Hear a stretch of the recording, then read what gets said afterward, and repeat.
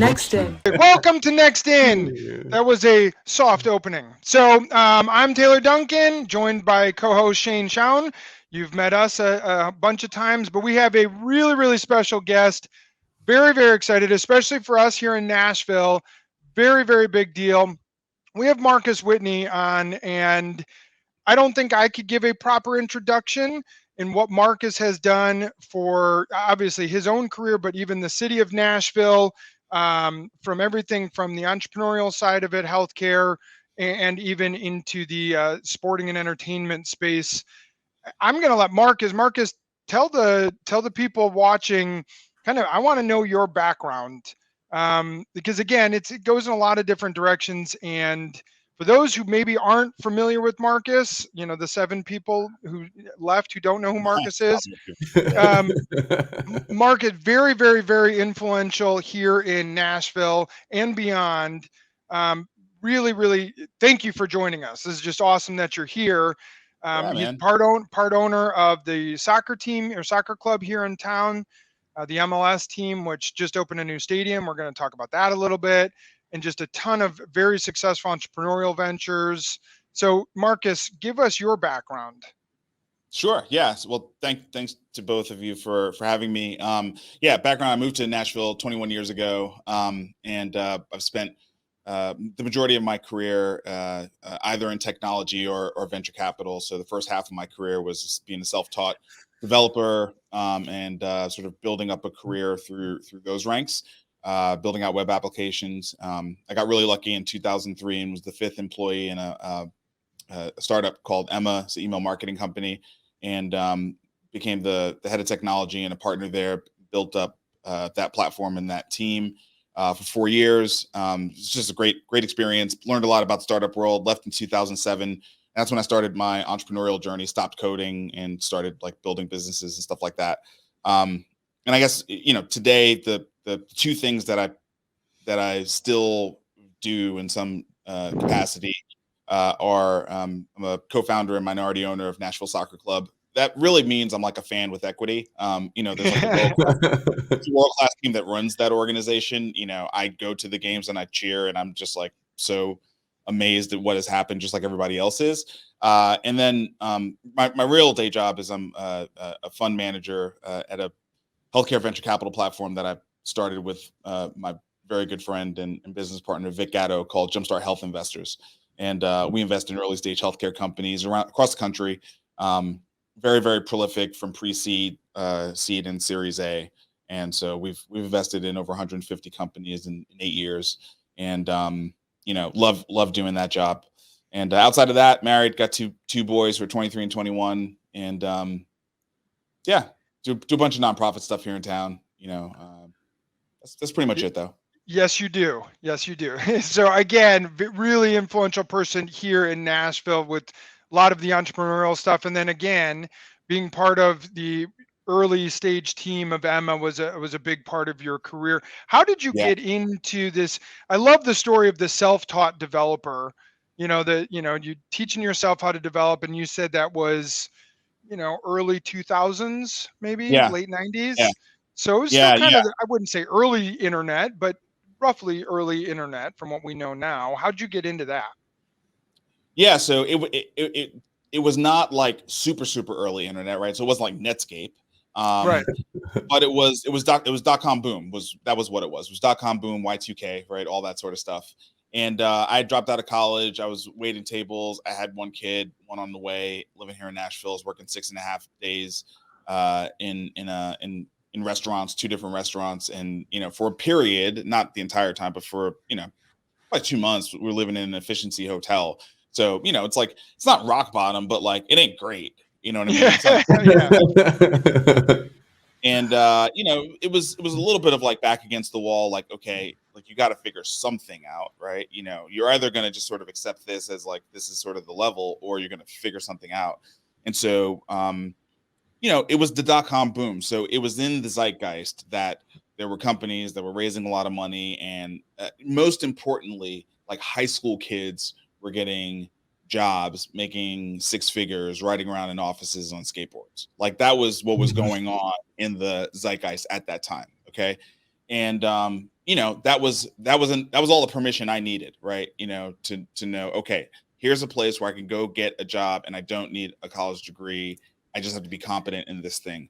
Now you don't know what you don't know, and you certainly don't know you need something if it doesn't exist yet. So it's so incredible to see today all of the tech boot camps that have come online, and the code academies, and the plethora of paths for someone to learn how to code. Back then it was buy a book, because that was the primary method. There were learning online was not the primary method. It was buying a book. The book would have the CD-ROM in the back of it. Yeah. And you would take the CD-ROM out, you put it in the PC, and you'd read the book, and you'd follow the examples, and that was it. And so I did that, and alongside of that, the one sort of hub in Nashville at that time for internet companies was Cummins Station. And so I would go to Cummins Station, and there would be user group meetings that would all be held there. And so I would go to the user group meetings. They were free, and you would you would see what a professional programmer looks like, right? And what they're working on. And I think also importantly that they were passionate about their work. So the stuff they were showing off was not what they were doing at work. It was their side projects, right? There's the tinkering piece. And so much of learning how to become something is seeing it and then doing pattern recognition and then modeling after that. And so there was a combination of reading these books and working on it, and then also going to these user groups. And I did that combination for 6-7 months, something like that. And then I got my first job at HealthStream as a junior content programmer, programming Flash JavaScript games on CD, not games, courseware for healthcare continuing education on CD-ROMs. So I was doing, the full Macromedia suite at that time. So it was, Flash, ActionScript, JavaScript, Director, which I think is dead now, Cold Fusion. I mean, it's but that was my first job, and I think starting salary was $45,000. That was incredible. Had parking space. I mean, it's had health insurance. I mean, it's totally transformational. But beyond that, truly the biggest transformational thing was just being in an environment like that. I'm now in the building, in the office of a .com. And fun fact, HealthStream was actually the very last company to go public before the bust. They were the last company to go public on NASDAQ before the bust, and so it took them a decade for their stock price to get back to where it was when they IPO'd. It's crazy. It's a great company, right? That was how bad the bust was. You know what I mean? Yeah, that's bonkers. Yeah, that's bonkers, and that's awesome. So I know that there's a lot of people that were today were in your shoes back when you first got started, and you said it was 6 to 7 months. How much time commitment did you have going to these user groups to try to become self-taught, to try to find this dream of getting into HealthStream? Because there's a lot of people that want to do it. They don't know how to do it. They know that they're told to be self-taught, but personally, someone like me who has ADHD, I would need to go to a user group like you did, Marcus. Otherwise, I'm not going to sit down and read a book nonstop by myself. I need to interact with other people. So yeah, what did that even look like? And how did you maintain motivation and drive doing that when, you were living in the situation that you were living in? You were working 2 restaurant jobs. That seems stressful, right? Yeah. So there's some pragmatic answers to this. So first of all, user groups are monthly, so I could only go to them as often as they had them, right? Yep. And they would have a couple. They had a Macromedia user group, and they had a Java user group, which I went to, but I was man, this Java stuff is really difficult. There were concepts in the Java group that I didn't understand object-oriented programming. That took me years to understand. So I stopped going to that one. So I primarily went to the Macromedia user group, and it was only once a month, right? So I had to the lion's share of it was my own private work, and I was a young, recently married parent of one, about to be a parent of 2, and I was working 6-7 days a week. And so the answer is, anytime that I wasn't at work or doing something with the family, that's what I was doing. And even at work, like if if you're working double shifts, the restaurants aren't always slammed. So if you don't have tables, you just bring the book with you and you read it in between tables, right? I love So that. basically every free moment, I effectively. I hope, I hope 10 million people hear that and follow that story. I think there's probably, I would guess, you said you were married at the time. Did you feel like your wife was really supportive of, hey, you're going to push yourself, instead of just, no, just work an extra shift, but instead it was this idea of like, yeah, let's make something big. You're doing great things. Put your nose in that book. I know we could maybe go see a movie tonight or whatever. Instead it was like, no, you're working on something to go big, and I support that. And I know that's tough, and you're working 6.5 days a week, and then in your free time you're working, researching for your future career. So I think there's probably a lot of like, hey, I also had a pretty strong support group, my wife, right? Support network of going, keep pushing, I know it's tough, I know you're tired, but keep going. Yeah, I do have to say, so it's interesting. We ended up divorcing about 9 years later. So there was a point at which the stress of the situation, and also I think two young people getting married very early, that did show up. But let's just put a microscope on that window of time. Yes, she was supportive in that window of time, no question.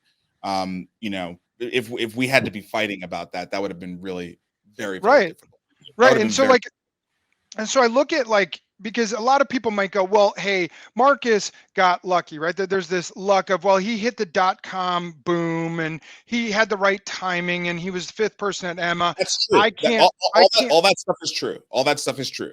Like in terms of right. timing and luck, yes. But there's still this idea that like today there's a new set of timing that could happen, and it could arguably be someone who gets into the Web3 space now and starts figuring out blockchain and starts, maybe it's working 6 days a week at a restaurant or at an ice cream shop while they're studying the Web3 space and crypto and blockchain and understanding that.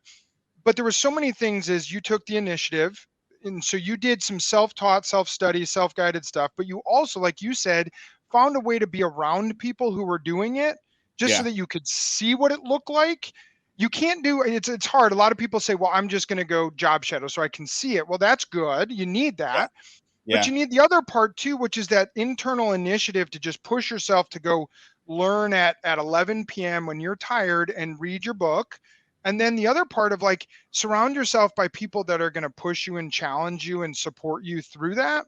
All of those things. Because we talk to a lot of successful people, whether they're CTOs or CPOs or whatever, and a lot of their story have those similar portions of it, right? People help Like, them push them. like I created my own luck. There was these things that I did, and there was these defining moments that allowed us to break and chunk things through the process, right? Which, Yeah. even throughout your career, I think it's awesome what you've been able to accomplish. Where it's like you took the initiative to take a step in multiple directions. It wasn't just one direction. There was, and so I'm even curious of like, eventually you became a partner at Emma, right? Like, how did that happen? How did it go from employee number 5 to being elevated into a partner position, to helping spin up and start up some, amazing healthcare technology companies here in Nashville, to then having, essentially a VC firm that's out here that's also helping spin up, other healthcare companies all over the U.S. Like you have inspired hundreds of companies to exist,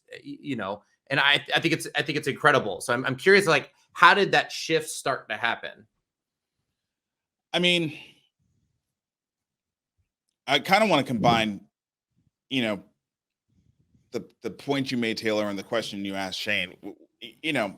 There's something I have been wondering about lately, uh, which is about, um, you know, work ethic and and just consistency and the mindset around that, and how moldable that is, because that's one of the things that I feel like is a gift. And I do think, like, there was a time when I was younger where I was like kind of a screwball, but honestly, like, even in that being a screwball, so what I'm referring to is like back when I was like selling weed and you know, trying to be in hip hop, which is part of my story, and I've written about it in my book. Yeah. Um, but even then, like I did write a lot of songs, and I did have an aspiration to, you know, we did actually produce albums, and I did try to do a record label. Like there was still some dedication to grind that was there, Yeah. and I to try to be fair to people, like I just don't know how much I have seen examples of people who like, you know, do these massive body changes, right? Where, you know, they're just kind of, you know, massively overweight. I'm talking like, you know, 400, 500 Yep. pounds, whatever. And then, you know, you see them later on and they've worked out and, you know, they still have like the loose skin is kind of like a badge of honor, you know what I mean? Of like the work that they put in. And I'm like, that is amazing, right? That they were able to literally change their habits and their behaviors, and it could be that they hit a rock bottom and that was like the enough is enough moment. But, you know, it's like, what spurs that? You know, what is the thing that makes you flip that switch and do that? And that I honestly don't have any answer for that. Yeah. I have no answer for that. So now let me answer your question directly. So you said, okay, how did you become a partner at Emma? Okay, so the way I became a partner at Emma is that Clint and Will, who are the co-founders, made me a partner. Right? I mean, I can't take it. They made me a partner. They offered me equity, and they made me a partner along with 3 other people. Now, why did they give the 4 of us equity? Well, partially because of who they are, right? It says something about who they are, that they were willing to split the, you know, the ownership of the company and make us owners. But also we had put in some unbelievable work at a very, very, very hard time in the business, and we acted like owners in terms of, you know, we definitely contributed above and beyond what an employee would do. And so it was an appropriate gesture, but also still a gesture that is based in generosity, you know. Um, and so a lot of it goes to them, but then also I think we didn't make it a very hard decision for them, right? Based on our contribution and our commitment and our work ethic. And quite frankly, like I don't think any of us were expecting it. There were no rumbles. There was no murmurings about like they better make us partners or else. I remember it being a pretty big surprise when they did it. And so it's like I don't think they had to do it to motivate us to do what we had done. They've done a great job from a culture perspective. But when they did it, they unlocked an entire new world because now we had to understand what did it mean to have equity? Like what does this mean? You know, and what are these class of shares that you've offered us, and what are options, and what are RSUs, and what are phantom stock, and you know, it opened up this world of um of ownership. I didn't understand ownership before that, right? And so it introduced the concept of ownership. They made me an owner, and I had to learn about what the hell I was now, you know, through experience. And so And did that that spark you into wanting to be in it that forced place? So to a degree, but I would say more what sparked me was just them, their behaviors, you know, the fact that they had created this thing, you know, over coffee on a table, sketching and brainstorming, and then there was us, and then there was the group after us, and then, you know, when I left there was 50 or so people, and by the time Clint sold there were hundreds of people, and you know, like the fact that they created it over coffee at a table and then they're running it. And I remember when we went to cash flow positive, and I remember when we like made the first billion, and you know, so that creative piece of it, that was what made me want to do it, you know, because I wanted to have that experience. And I knew even though I was a partner and an owner, I didn't you know, I wasn't the guy. You know what I Yep. mean? I wasn't the guy, and I wanted to be the guy.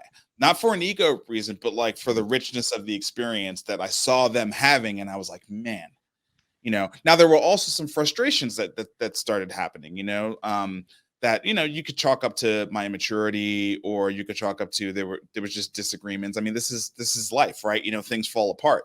And so, you know, towards the end of my time there, it was like uh I was starting to, there was a little bit of Peter principle. Like I was starting to get into a situation where I don't know if I was really, they were like, we don't know if you're really ready for the next level. So, I couldn't get the title I really wanted. There was like, there were some real technical challenges that we were doing some things that nobody had nobody had done before us. Like it was not a venture backed company. So we were bootstrapped and working off of our own energy.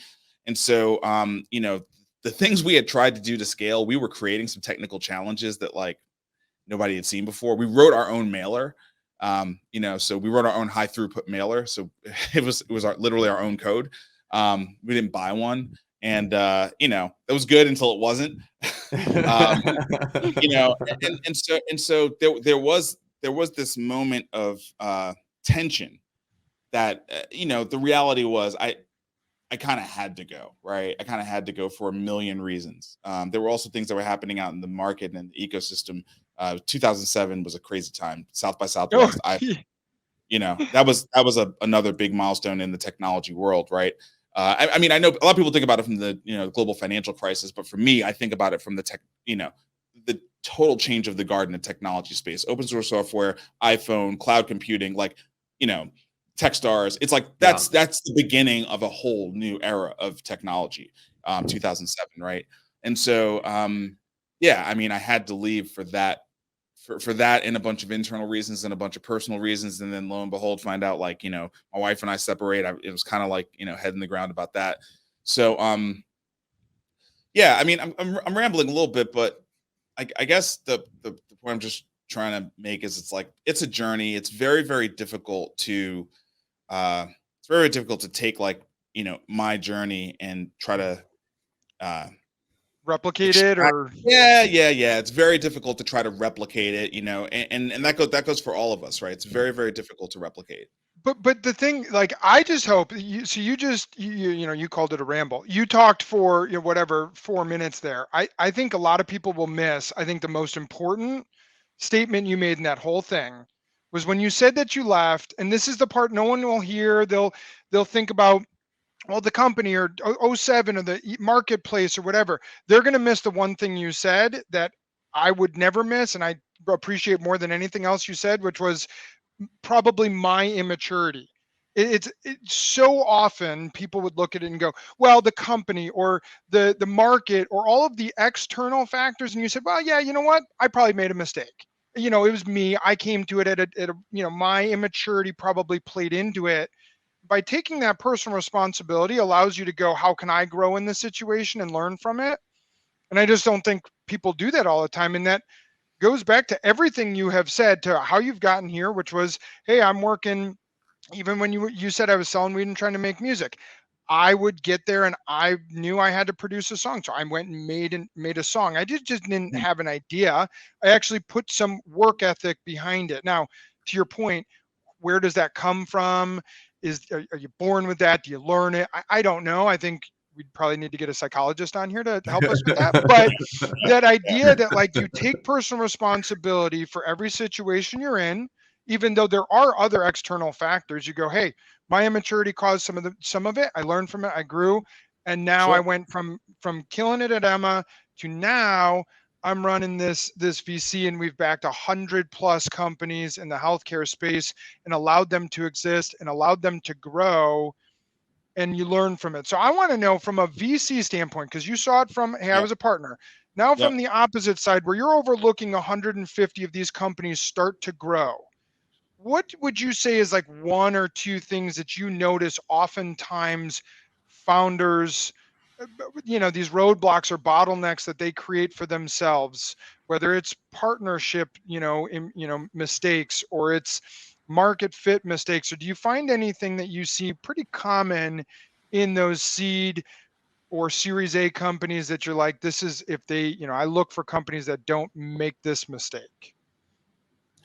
I mean, you talked about me being able to talk about my own immaturity. I mean, I think maturity and self-awareness goes a long way, and it works in lots of different challenging situations, right? So, running a startup company, is, it's like full contact life in the modern era, right? Because the law of the land in the Western world is capitalism, right? It's not even democracy, it's capitalism. That's the law of the land. And you never get a more full experience of capitalism than you do when you are running a company, right? Because you're dealing with all of the aspects of capitalism, including changes in the market, right? That you have to navigate. And regardless of how good you think you are, like, you're not bigger than the market. You know what I mean? So the market can take you out, the market can lift you up. And so just having that basic maturity and self-awareness about that you're yes, in your little world, you've created something and good for you, but you're also part of something much, much bigger than you. You know what I mean? And competition is a fundamental reality of this world. And your primary competitor is yourself, in terms of the places where you're complicit in the things that you say you don't want to happen to you, right? And that's all. And that's the only person you can effectively compete against. But you better compete against that person every day, right? So it's the people who have that perspective that I find have the least problems, because they're managing themselves. It's like, people who don't have that, you force other people to have to manage you. You force other people to have to, like, level set with you, to try to recalibrate you, to try to make you see reality, to try to make you be more conservative, to try to, to try, like, all that kind of stuff. That's just a lack of self-management. And I think to an extent too, as a founder, sometimes people, when you're talking about compete with yourself, right? People so easily get persuaded by judgment of others or perception of others. Like, it was pretty interesting and fun where me and my better half ended up buying an ice cream shop, and we just took over Sweet Moose rolled ice cream out in Nolensville. Oh, cool. And so we just bought that, and we're going to start that, and we're going to start making more, and we're changing it over to barrel and roll soon. But that's not the point. The point is I'm in this ice cream shop, right? And, I run a successful business. I've also, started a software company, sold one in the past, worked at Facebook and Climate. And I'm up in that ice cream shop, and I'm making ice cream, right? So I'm sitting there, and there's a line of customers, and I'm like, hey, just so you guys are aware, I'm brand new. This is my first day ever making ice cream. So I'm sitting there making ice cream.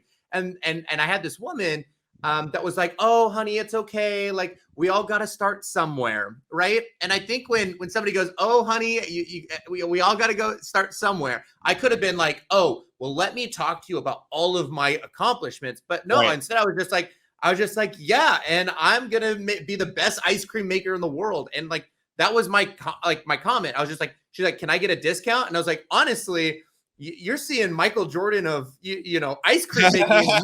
I was like, I'll sign an autograph and charge you more if you want me to. And it was right. And so that was like my attitude, right? And I think that there's so many founders that could have just been like, oh yeah, I'm doing something that's beneath me. I'm like, am I really building something special? Like, I'm getting judged by, this random person in line. When it's just like, no, like, you got to look at yourself and see the bigger picture and recognize that, you're building something bigger and badder than the ice cream in the moment, right? When you get started, everyone's got to start somewhere. And she wasn't wrong. She was totally accurate. It's always got to start somewhere. And for me, that was, I'm making ice cream on the, at nights. And, so Jake, who's one of our coworkers, one of our recruiters, came in and videotaped me making him ice cream last night. But I was just like, whatever, like, we're getting started, and my partner's starting to figure it out, and we're super stoked about that. And again, I think the comment against competing against yourself is so real, because like, in that moment, there could have been a lot of people like my better half that got offended when that was said. And I was like, why are you going to get offended? Like, that's a compliment in a lot of ways. Like, it just depends on who you are and how you perceive that information. Yeah. And look, it's hard. I mean, I think being a founder in a business, it's like, the natural state is insecure, right? Because there's a million things that can go wrong. Deep down in your heart, there's a million things that can go wrong. And what a lot of founders do is they default to a coping mechanism of, I'm gonna face this insecurity with overconfidence, You know, and that's how I'm going to sort of neutralize that feeling so I can get through every single day and I can appear to be the leader that I need to be in this business. It's a totally rational approach. Just like you know, uh I'm feeling a lot of emotional pain right now, and alcohol is a really effective tool for, you know, sort of putting that pain away. It's like it's rational. It is like it really is a functional tool. The problem with alcohol is it's got a lot of really bad side effects. And if you do it for too long, too heavy, like, you know, it can kill you. And it's the same thing with founders. You know what I'm saying? It's like the overconfidence thing is kind of like an analog to alcohol. It's like it makes sense that you reached for that, and it's functional in the short term, but over the long term, it's got these really nasty side effects to it, that are toxic. You know, quite Yeah. frankly, they're toxic. That it's all I like. This has been I've just really this has been a lot of fun. It just makes so much sense hearing this. I really hope people again try to pull out the important stuff of how you've gotten to where you're at, how you think, how you see. So let's go through the last little piece to this puzzle. The coolest thing in my mind. I love sports. I love the whole idea of being a sports owner is like the coolest thing in the world. So how'd you get into that? How'd you get into the Nashville SC, which, you know, our MLS club here in Nashville, which is it's maybe not quite competing at the Tech Titans level, but boy, you drive around, you see a lot of Nashville SC bumper stickers and everything else. It is a big deal here in Nashville. How'd you get into that? Yeah, we're definitely holding our own. Honestly, it was a service opportunity. The the the foundation of our story is a guy named Chris Jones started a Twitter account and started communicating about he was to talk about the fact that it was sad that the Metros, which was our multi-decade long PDL team, which is sort of a pro-am fourth division soccer team, folded because they just couldn't make the finances work, and the owners had done a great job keeping, you know, soccer in the community for fans, but it just over time it couldn't be sustained. And he started the Twitter account and said, "Hey, it's really sad that we lost the Metros. We as a community should figure out a way that we can, that, you know, that we will be responsible for maintaining a club here." And so, you know, he got some engagement on Twitter, and then he was like, okay, it seems like people like this idea. He bought the domain NashvilleFC.com for Nashville Football Club and put a PayPal link and said, let's start some memberships, $75 a pop. And so, you know, a bunch of people bought memberships, and I was like member 86. So that was 2013. You know, in less than a year, he and a group of people, they started a board. You know, the roadies ended up starting, and they got a franchise in the National Premier Soccer League, which is fourth division, amateur only. And they fielded a team, and they made it to the playoffs, you know, in less than a year, and started having 1,000 to 2,000 people coming out to the game. So at the end of that season, you know, Chris and I got together for lunch, and he was like, "Man, this thing is like lightning in a bottle. You know, I need some help, and I know you from the entrepreneur community. Like, you know, could you come on and help?" And I was like, "Man, I would love to, but I'm doing like a million things right now, and my life is already pretty thin. You know, like I just engaged to my wife, so I had that, like, you know, on the I just got married, not engaged. I just got married that year. So we were like blending our families, and there's like a million things going on. Uh, Getting ready to start the new version of Jumpstart, and I was like, I would love to help, but I cannot deal with any like political issues at all. So if you can make me the chairman of the club, so I can actually have authority to like come in and help, I'll do it." And so he was like, "Okay," and he went back, talked to the board, and like 2 days later, he was like, "Okay, you're the chairman if you want to be." And so I was like, "Okay, now I have to help." Ask and you shall receive, and you have to accept it. Yeah, yeah, exactly. And so we started hosting board meetings at the Entrepreneur Center, which had, you know, just opened downtown. And basically, you know, it was lightning in a bottle. You know, it was not too long after serving in the board role and kind of cleaning up big things that I realized there's a ton of momentum here. And I already knew there was a ton of momentum in the city. And it was like, pro soccer's coming here. It's coming. Like, it's for sure coming. And this group of people should be the people to be able to say they did it, right? And so then it was just my mission to figure out how to get that done. And so it's a long process of like figuring out. I never like try to sell my book, but it's, we have like 2 minutes left in this podcast, and the story is in my book. It's in a chapter of the book, but I'll try to like run through it quickly. We got the members of the nonprofit to agree, yes, let's explore going pro. I held an investor meeting. In the very first investor meeting, a guy named David Dill, who was the president of LifePoint and is now the CEO, put up his hand and said, yes, I want to do it. He brought along his very, very good friend, Chris Redditch. And then he said, Marcus, I'll do it, but you have to come and be part of the ownership group with us. Otherwise, I'm not doing it. And so then I had to abandon my chair role, move to the ownership group, navigate that process, which was pretty crazy, and then go figure out what league we were going to be a part of. And we chose the United Soccer League, which was the right choice. And so then we got a franchise. We were in the second division of soccer. And then John Ingram, who was an investor in Jumpstart and also on the board of the Nashville Entrepreneur Center, so I knew him through both of those things, took me out to coffee and was like, tell me about the soccer thing. Like, this is a crazy story. And I told him, and he was like, well, I'm going to keep in touch with you because I think I'm interested in being a part of this in some way. I don't know how. And it didn't take too long for that how to be like, let's go after Major League Soccer. And then we all collectively talked, John and the three of us talked for, I don't know, probably 4 or 5 months, and ultimately came to the conclusion that like we had the foundation, and you need it's great to have a local leader, like someone who actually cares about the city to do it. So you probably couldn't get anybody better than John. And, look, you need someone with that kind of capital to be able to do major leagues. It's hundreds of millions of dollars at a time for anything.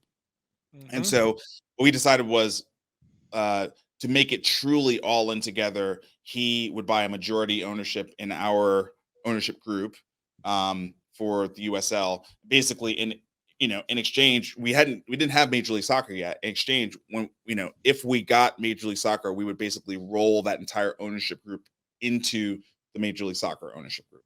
And so that's what ended up happening. So that, I mean, it was like, I'm running Jumpstart the whole time this is happening. I'm getting Jumpstart off the ground while that whole process is playing out, and having to get the council to approve the stadium, and and navigating the the community of supporters and making sure they knew like we weren't going to abandon what the core of the club was, through all these different transitions. And so when you go to the games and you see that supporter section, Steven Robinson, like, and those initial roadies are in there leading the middle of the supporter section. And Chris Jones, who started this whole freaking thing, runs fan engagement and entertainment at the stadium. So the same people so much who were fun, there man. from the beginning are still at this world-class stadium. So mission accomplished. That was the goal. That was the goal. That's incredible. That's awesome. And I am saying it here. If we bring Major League Baseball here, I will be the chairman. So you proclaimed it for soccer. I'll proclaim it for baseball. All right, we were very, very close to being out of time here. So last question we ask every person: what's your favorite movie? Oh, that's a good one. Probably the Godfather series. All right, that was a safe pick. That's a good pick. Yeah, fair enough. Yeah, I mean, I think there's a lot of very timeless lessons, both in terms of what to do and what not to do. Those movies, a lot of timeless lessons. So I like things that age well, and I think that's a series of movies that age pretty well. One and two in particular. For sure. Well, Marcus, this was incredible. This was, and I shouldn't say this to all of our other guests. This is my favorite. This was awesome. Jamie, who's our producer, just said it. This was masterclass. Like, this is awesome. This was really great. I can't tell you enough how much we appreciate you joining us and all of the work that you've done here in Nashville, what you've done for the tech community, the entertainment and sports community, you name it. Really just a lot of gratitude for having you on the show today. So totally appreciate every minute that you gave us. Well, thanks for having me, guys, and thanks for building a great business here in Nashville. You know what I mean? Like, we have to continue this process of continuing to make this, the best city in the country. And that I believe firmly that's built on the back of incredible businesses that, you know, are the best place for people to work. So congratulations on your success and many more great accolades and new employees and new customers to you both.